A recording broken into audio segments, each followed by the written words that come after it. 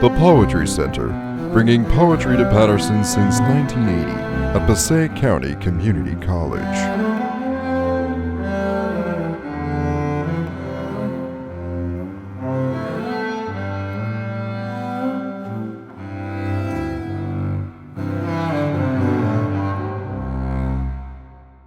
Everyone, we're back to start the open read. I hope it was a wonderful reading.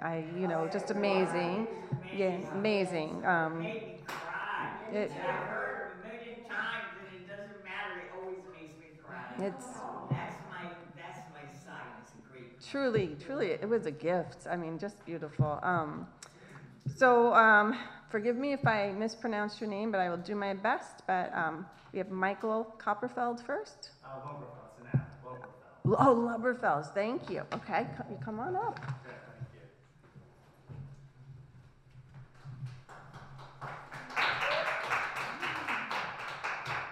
But you did pronounce Michael correctly, so. Yeah. It's an honor to be. It's an honor to be in the presence of Richard, today and and all of you. So I actually wrote this as I was sitting right here as Richard Blanco was reading. I like to read what I just wrote, and he was saying about something like, it's too bad he's not here but in the moment. But he was saying something about that from the moment we're born, we ask questions, or we have a question we're asking from the moment we're born. So I wrote this, and it got off into other areas, but it doesn't have a title or anything. But the question of love, the question of how love turns, how warmth's aliveness burns. From the moment I came to be, my question is, how is love love? How is life life? I sense, but how do I sense? Life is an answer we've all found. But an answer to what questions? The questions, the dreams into life, are up to each one of us to decide. We guide our own entrances into wonder. We determine our passage to mystery. God needs each of our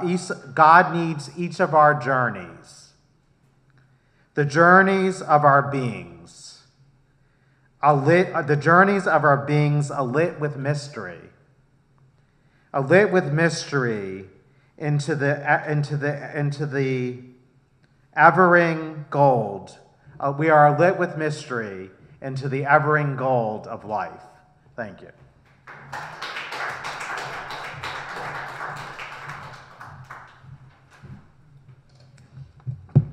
Next we have Ed Reiterbend. You said it right. Oh, good. Thank you. Good.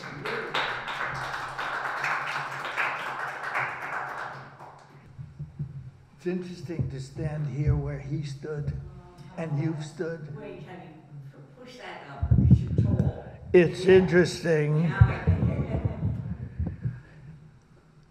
Hi.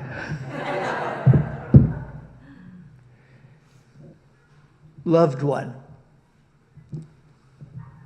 I found some time for you today, reached outside my ruminations over getting on in years. I found you again, your dark and curly hair, peasant blouse, the laughing girl who long ago conceded you would go your separate way. That day, I claimed I needed to move on. I sought through tattered recollections we were not meant to be. I lost touch with you these many years because I did. Today I put aside the pinch of my regrets, made my way back into our better times. I'm told you've died. You cannot hear me now. There's no more.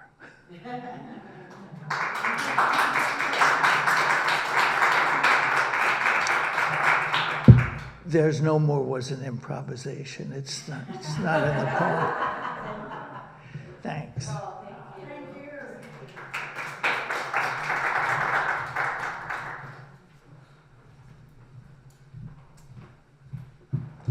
And my friend David Miley. There you go.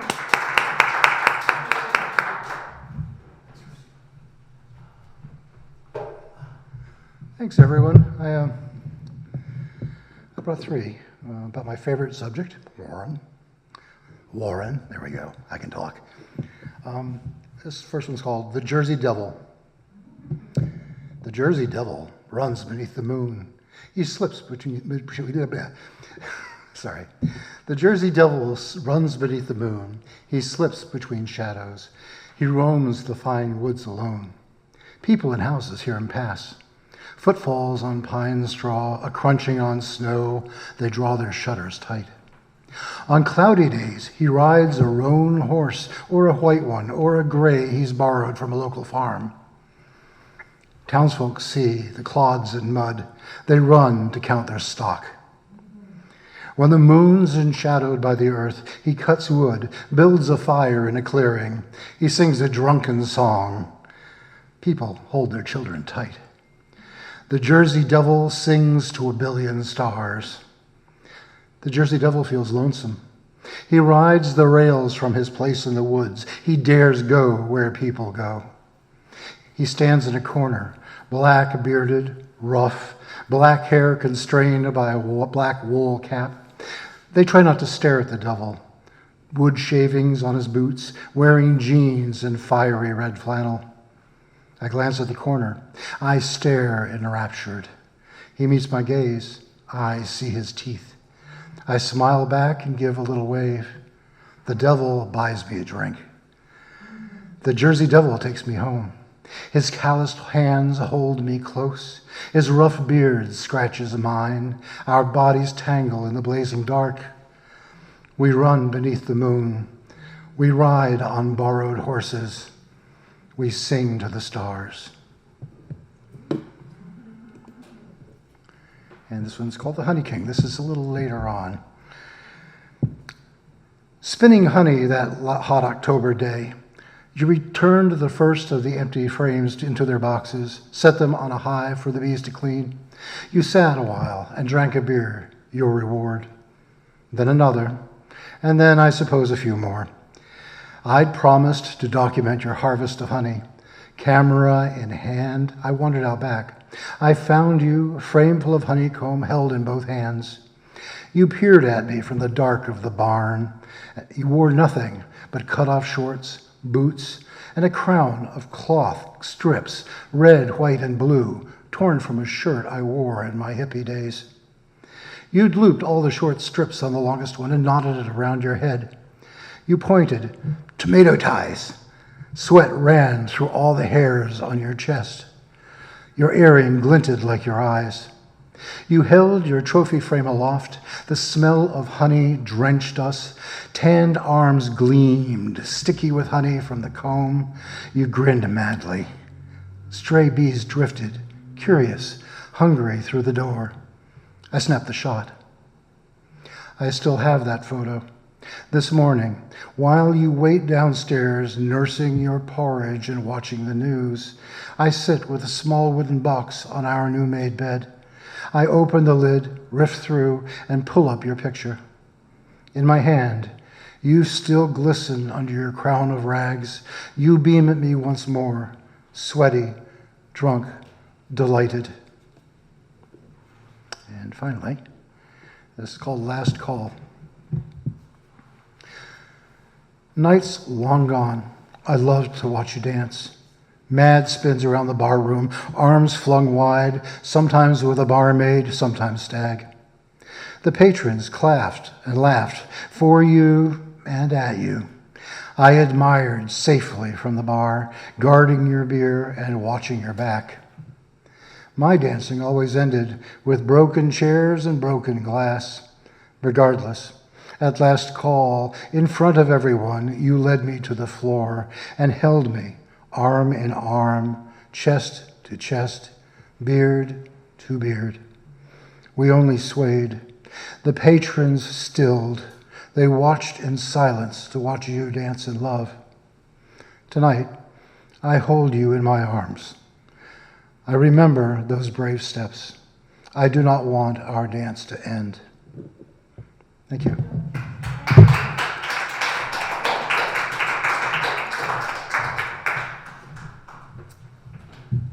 And we have Ann Sander.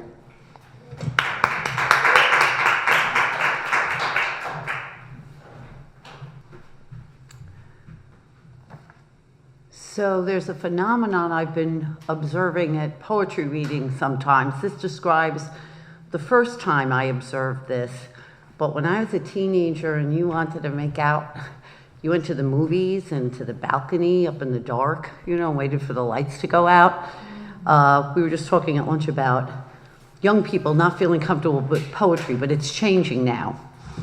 This is for the two boys in the front row at the poetry reading. As you scour each other with pink tongue tips, quick licks along a scruffy jaw, a downy nape, you remind me of feral kittens who hadn't been licked clean enough before their mother abandoned them. Tethered to each other like twins conjoined at head and shoulder, I can just see through the heart-shaped valentine to the podium, though I'm not paying attention to the poet anymore. But watch instead that rolling thing you are now doing with your heads, an intimate form of aerobics you've seemingly practiced for hours at home.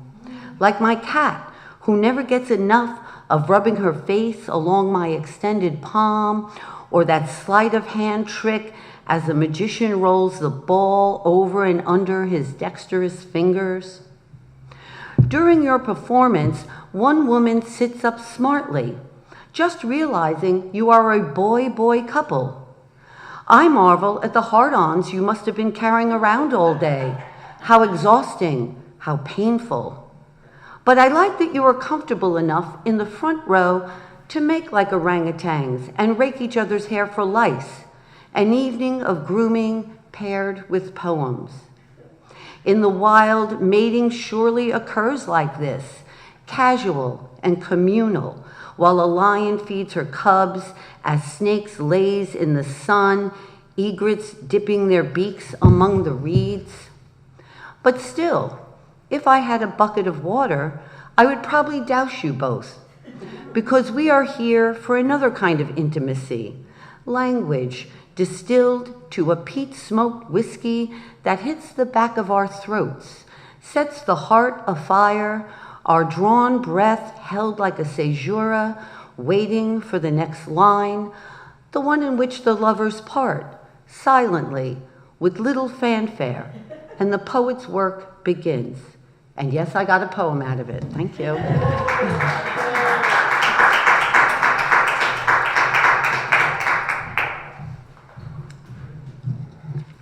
Okay, we have Mary McCoskey. What am I saying? That was so close. So I forgot to bring any poems, so here we are, with what I can remember. Okay. Well, one for Anne. Religion. She used to say, "My brother says he is an atheist." He used to say, "Why do you say that?" So now she says, "My brother is an atheist," though she has no faith in what he says. And this one's a more serious one. This is one I always like to do at a reading. It's called Out of Hate's Country. Her sons grow to men who face all faces with undamaged eyes, wait for each soul to speak its name. They don't know what an old country she's from, how she must translate in her head the grace that rolls from their tongues. The past spins a powerful hex. She hushes pride, spits over her shoulder for luck. As much as what she's said or done, her silence has kept them safe. Some moonless night, she will rip out the words of hate sewn into her coat and bury them deep, where all bones embrace.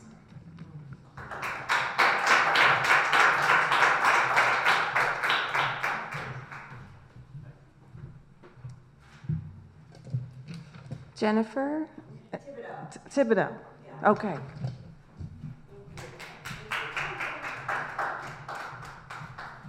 I'll lower this. I'm so damn short. Okay. Glasses, no glasses. Okay. This is called Get Me Outta Here, Mike. My father flew from smoky Portland, Oregon to die in my New York basement. He spent his final month the way he spent most of his life, brooding in front of the TV. Beer and wine swapped for Coke and squirt. For years, he denied himself sugar, haunted by his chubby childhood body. Now, nothing put weight on his twisted 130-pound frame. He destroyed the bedroom, pissed on the carpet, shattered the flat screen, trying to stand like the man he used to be. Ripped the radiator from the wall, squeezed out from behind the bed, yelling, "Mike! Get me out of here, Mike!" Who the hell was Mike? My father had no friends. We didn't have a funeral. After he died, his cell phone lit up with a text from Mike. "Hey, Paul, where have you been? I miss my gym buddy." I called Mike. He needed a new workout partner. He was distraught, this man my father called for in the blurry loneliness of dying, and felt more loss over his death than I did. Through his tears, he said, "I loved your dad. He was a pain in the ass. You just had to take him right."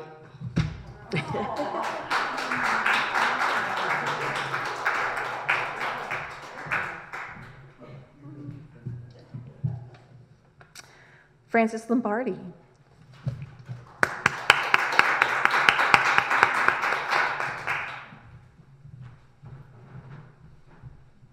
Put it a little bit higher.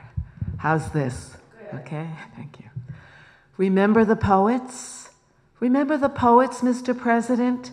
How one would be chosen to write a poem about America, then read it on Inauguration Day? But you chose no one to follow in the footsteps of Gorman, Blanco, Angelou, or Frost for your inauguration. Surely you remember Frost. You know, the land was ours before we were the land's. Why didn't you choose somebody? Could it be that no one would accept? You never have to worry about a poet stealing your thunder. Poems don't usually do that sort of thing. But I understand. You're not a poetry guy. In fact, I don't think you're that fond of the arts, with all the slashing you've been doing lately.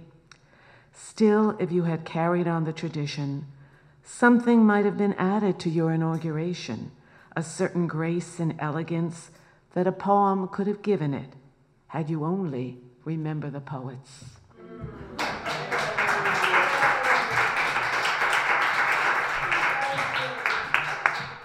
I love it.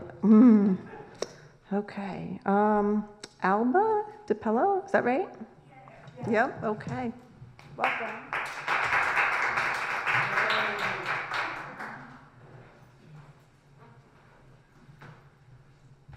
I've never read from a phone before, so I'm going to do the best I can. I should be on a treadmill reading this because it's called Two 40-somethings in Conversation Overheard at the Gym During a Workout Class. A being the first one. Do old people feel pain? Oh, probably not as much as younger people. You know, people who are out and about and feeling all kinds of sensations all the time. Really? I'm not sure about that. I've seen them wince when they prick their fingers to test their sugar levels.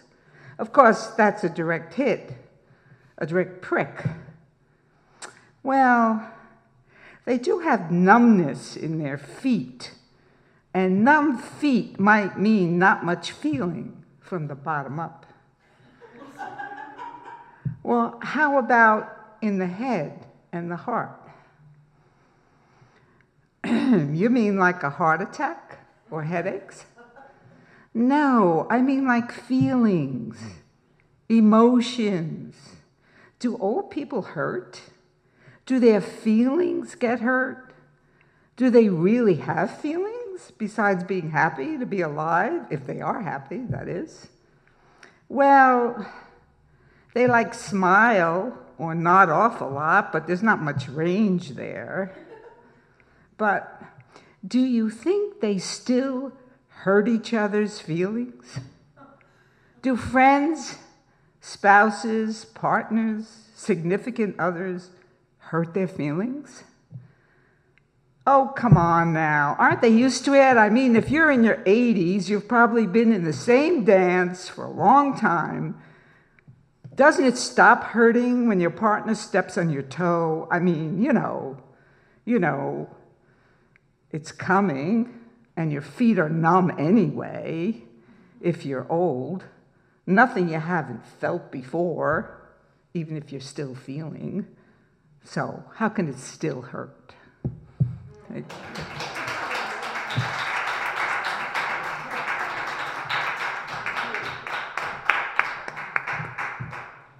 Wow. Christine Ruggiero.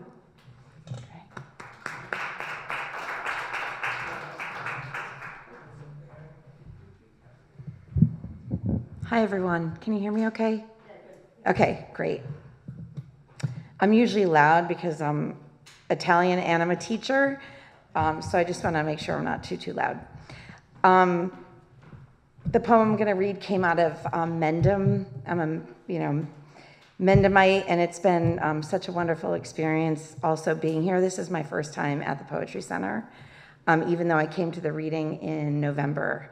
I think that work was being done here. It's just beautiful. The center's beautiful.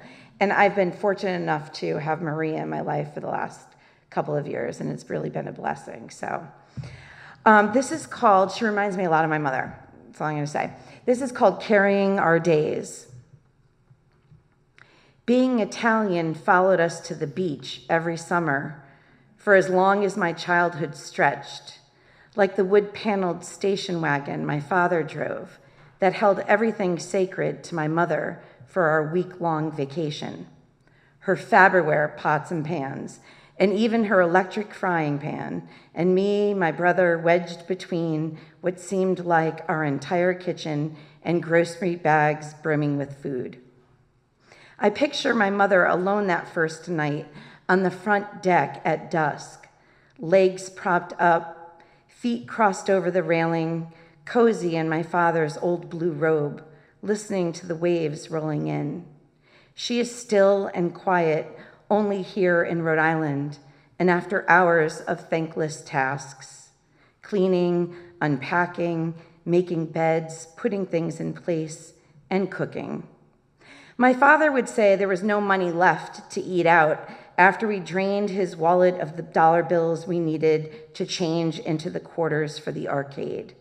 Even when we begged him to eat right next door at the Windjammer, where enticing smells of fried seafood drifted into our tiny two-room apartment.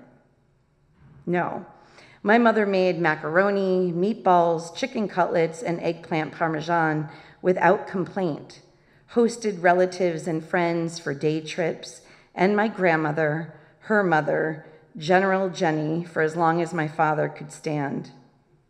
A smile as wide as my mother's thick arms, selfless with her time and body, giving them over to please others, bring them joy. She cooked while the rest of us sunbathed, read, swam, tumbled in the waves, ran, threw footballs, built sandcastles. Eventually, she called us from the shared deck of the apartments overlooking the packed beach in her vibrant voice that spanned the air like ocean spray. She sang, "Food's ready," making heads pop up from blankets as my brother, our friends, cousins, and I kicked sand until we crammed inside where people ate at the tiny table in the kitchen, on the pull-out sofa, spilling onto the floor, and even balancing plates in the bedroom on the double beds. Not until I met my husband's family, who eat only sitting on proper chairs at a dining room table, did I realize how chaotic these moments were. But my mother's heart beats in these memories of my summers, carrying our days while my father went boating or shark fishing. And only then, with a childlike, wide-eyed grin, would she say to me and my brother, "How about some fried seafood tonight at the Windjammer?" And she'd sip a strawberry daiquiri as she were on a yacht docked at a fancy island. My mother still and quiet only at dusk, with my father gone, family and friends too, finally with her feet up. I wish I could go back to these moments, ask her what she so often asked me and my brother, "A penny for your thoughts."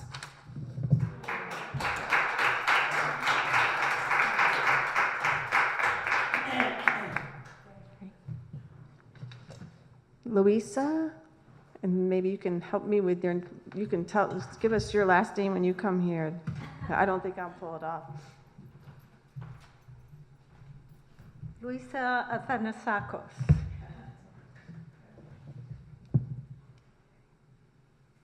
Earthquake nightmares. I stand alone in a house that's crumbling. I sway side to side while the ground is shaking. Holding open arms, I fight with the walls. I dig with my heels through the open cracks, but the walls of stone cannot be contained. There are broken dishes piled on the floor. I collect myself, but I think I'm sobbing. Do you see the children covered in white dust? I dig my hands through the stones and rubble. It is all mysterious in this icy ground. I pull out remains from the buried mound. Dear Pachamama, why are you so angry? It's only a dream, yells my closest neighbor. Pull me from the shadows, celestial ancestor. The sun is retreating. Clouds begin to hover. Dear Mama Kija, my night pale companion, will you bring some order to this broken house? I stand alone in the open patio. I am calling names. 46 are dead, but the numbers are growing. A house of stone in the land of earthquakes.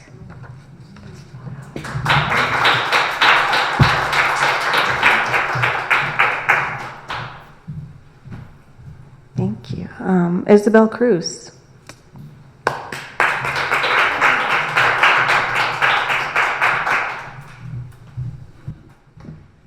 Thank you so much. I have two brief poems for you whose selection was very much so inspired by what Richard Blanco read today. The end times according to Grandma Lola, or hombres sí, hombres no. If Jesus came back, he'd be Puerto Rican and clean-shaven, 5 foot y un chililing, nothing like the stained glass santas lining the rectory of the St. James Roman Catholic Church. There would be no depictions of Jesus because, of course, Jesus is Pentecostal. He would need no prayers except the $2 blessings from the Tecatos on Straight Street Bridge, well-versed in the practice of selling indulgences for heroin money. This island, his machete to bear, dragging behind him down the cobblestone streets, He'd have no earrings, or piercings, or tattoos, because los tatuajes no pasan la prueba, because the jíbaro was made in God's image, guayabera con iglesia, cufflinks, pava, halo, y todo. According to Grandma Lola, a beard is unacceptable grooming for the Puerto Rican man. Leave that to white Jesus. Jesucristo, barba llena de moco, ruega por nosotros. Poem. Thank you.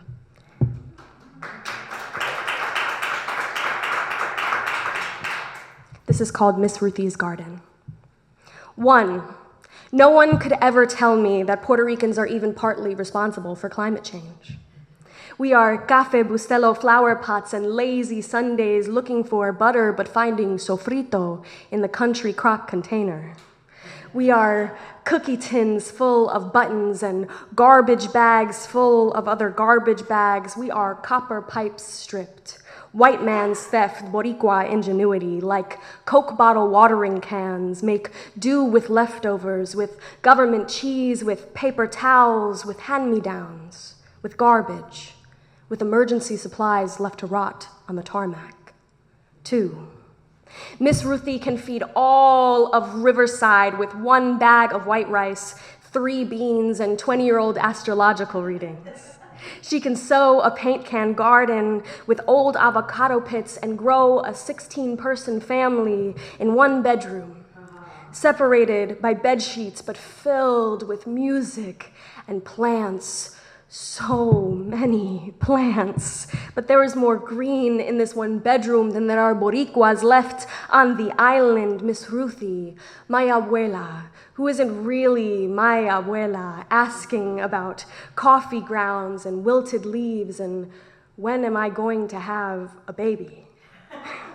My cousin Bree just had her first, and cousin Edwin had his second, and now Miss Ruthie is jonesing for a third. She rocks baby E and whispers, your turn, your turn, your turn. 3, Miss Ruthie will drive you crazy, won't leave you be for a solitary second, always worried about something new. She'll call you up because the TV remote ain't working or because she can't log into her Facebook. In a second, she'll scream and cry at you, call you pinche malvada, malcriada, no sé a quién salió. But man, if Miss Ruthie don't leave me crying like Mama's funeral wrenching round my heart, or the way the baranda makes my eyelids hot every June like I've lost something that I never knew the name of. Miss Ruthie's little paint can garden reminds me that anything can be beautiful con un poquitito de grasa. She makes gandules appear out of thin air, and she'll stick her tongue out at you. Con mucho, mucho amor. Thank you.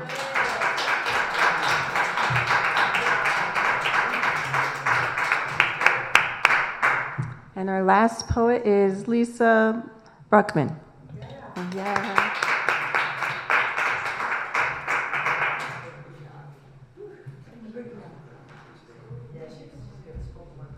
Wow. You are, huh? Spoken word. You certainly speak the word. And many words. Primo. Was that good? I am Lisa, and I was in Richard Blanco's workshop with you, and I'm just reading something that, regrettably, I probably revised a bit while he was reading, so I hope you're going to post his readings soon, because I hate when I do that, and it's very bad. So this is a letter to Carol Stone. Letter to Carol Stone. Hey, I am that poet pariah by my own edict, Carol. And I'm afraid you're going to die before I pick up the phone. If you remember me, like Larry Holmes, my BFA painting professor, or Joe Moss, BFA director of the Udell sculpture department, everyone's leaving, and my time is grown shorter. I lost my lifetime to over-medication.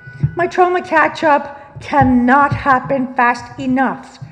Everything is ephemeral and eroding, and I dismembered my BFA sculptures before leaving campus in January 1984. Made a temple of being of 3 shrines, from the transplanted organ parts of those sculptures left on Nantucket Island near Nisda in July 1984, stolen from their peaceful copse of long-needled pines, swaying in the whispering breeze overhead as if my maternal gram sang to me, rocked by Pop Amo, and that stalking a-hole gave their authorship to another, fraudulently.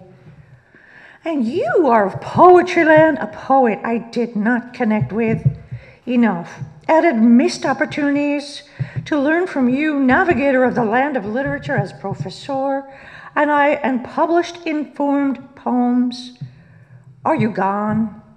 I'm afraid to phone. Fear the dialing without your answer departed. Hurt the shadow, what we hold inside. What colors the shadows that ground my stance here? I don't speak while I can, stunned. Again, I've learned of a giant in absentia, reading their obituary epitaph. Don't die, Carol, don't. How I reflect on your title for the book on Joe Hopper. That connection to feminist pain spied inside of Hopper's soul wife. She the fuel to move him to art historical hero. But she was consumed within the Hopper persona completely, losing her own painterhood, imbuing the concept seed for his renowned dissociated paintings.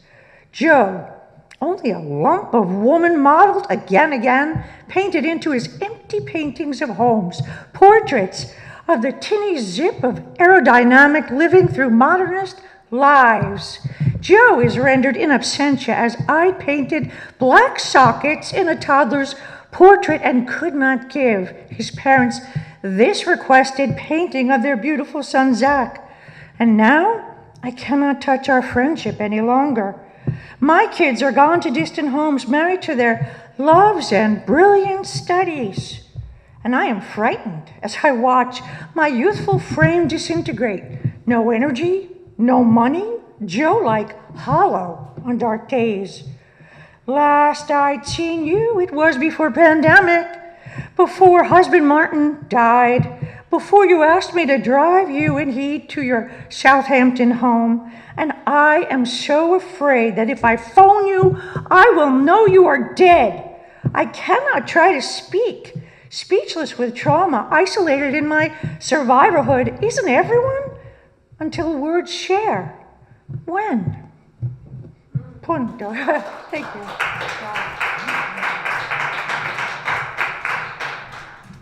I'm sorry, I missed one poet, Victoria Gooden. And she's working here. You're working at PCCC? Yeah, I remember you. Okay. Okay, so this poem is called Lonely Love. Although you are not here with me, I can see in your eyes now something that goes on forever in me. But my life never needed anything like this inside. So I'm really feeling this my fault wine is tearing me up inside to know we could have survived. Or maybe I'm in denial telling myself a lie. But how could this ever have been so untrue? The fact to know that I'm no longer with you. And it seems as though now I done made all this room, done packed away all these memories and all this gloom for whom? And all this space that I now have, you think it'd be something to make me glad, but I'm just sad. Sad to know that you went away and no longer gonna be standing in my way. Of what? Who knows? This lonely love. Mistakes I made, mistakes you made, but I swear I give it all away. If I could fall in love again with you in another way, in another sound, another town, another room. But who am I kidding? Complaining about you never listening and look at me acting like I don't see where this is leading. A road of pointy thorns and finger pricks and never-ending tears and 4 more years and empty fingers and lies that linger and hurt and pain and nothing to gain but experience. Who knows this lonely love? And raise your hand if you've ever been lied to, tied to a man who stood beside you, called you his wife, took your life, was cheated on, misleaded, wrong, constantly played with, easily betrayed with, held down, pushed around, made to feel like nothing, when I was really something. Who knows this lonely love?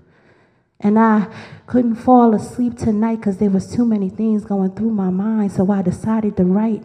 And maybe what I say will burn this page, but I get to let it out some sort of way. But I'm stuck on somebody else, but there is nobody else but only myself.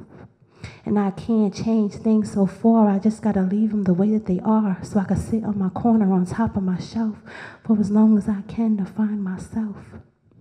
Who knows? This lonely love. But even the image in the mirror looks back at me strange, trying to figure out what did I change. And if I hand out my digits like I do my number, then people on the street wouldn't be left to wonder about the girl who passes with the half worn out smile, wondering why she don't stay a while.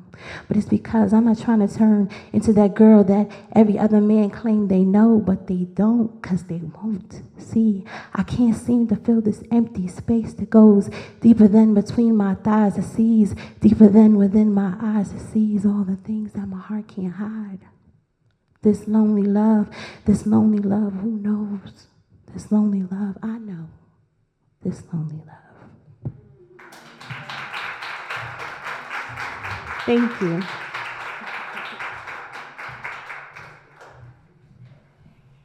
Thank you, everyone, for joining us today. A round of applause for us, for all our workshop leaders.